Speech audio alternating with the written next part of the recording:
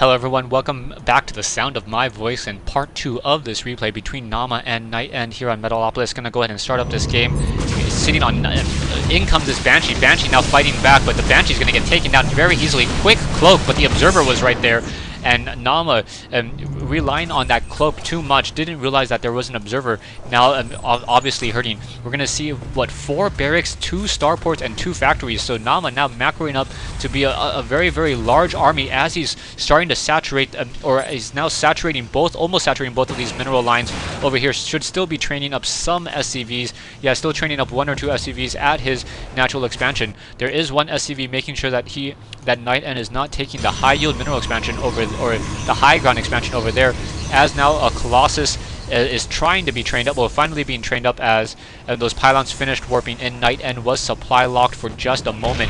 Marines, Marauders, Vikings, Banshees, and Siege Tanks now moving on out, or wait, that Siege Tank being left behind in the dust there as these units now moving on out. There's one Stalker. That Stalker gonna get easily taken down. Down it goes as NaaMa now controls that Zelnaga Watchtower for the moment and is going to continue to push on out. No medevacs to be seen. There is one Viking, so that one Viking with that Banshee partner should be able to fend off any Phoenixes that try to do a little bit of an engagement.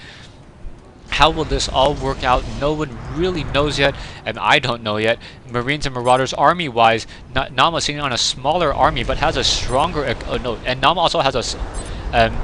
NightEnd has a more expensive army and has more harvesters, so not quite sure how that works out based upon the whole entire food count there. So units continue to move on out, and Colossus standing tall. Void Ray is going to go ahead and push, and how is this all going to work out? One Viking, and now we also have a Thor in play, so that Thor does not have the 250mm strike cannon, and NaaMa doing a very, very aggressive push, dropping in a bunker, a turret, and that's going to be very, very difficult to do any sort of play here. Out comes a Colossus. That Colossus running head on into that Viking. That Viking able to push that attack back. And now that NightEnd is currently supply locked, really needs to engage. He's now sitting on a fair number of minerals, and more pylons continuing to be taken down here. No Phoenixes to be seen, and now in comes the Storage. Zealots now quickly coming in the charge. How is this all going to work? Trying to take down those missile turrets. The Void Ray is now getting taken down as well. NaaMa, NightEnd losing a lot of his forces here. Siege Tank still sitting in the back.